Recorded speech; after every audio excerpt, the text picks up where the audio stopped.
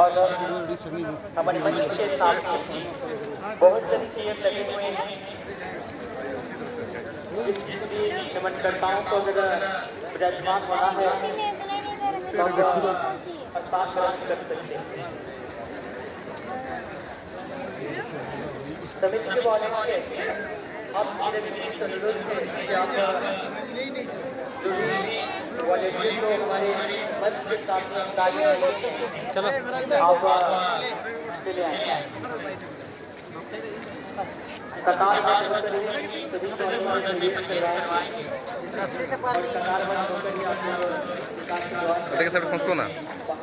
पैसे जाओ निर्धारित स्थान पर आप जूते चप्पल रखेंगे। अगर आप स्थान पर रखते हैं या फिर ऐसी जगह जिससे आप अपने जगह से भी आप बात में दिखा न कर पाए तो आप सारे अनुरोध है जूते चप्पल की नहीं रखेंगे ताकि आप बाहर आने के बाद प्रकार की कोई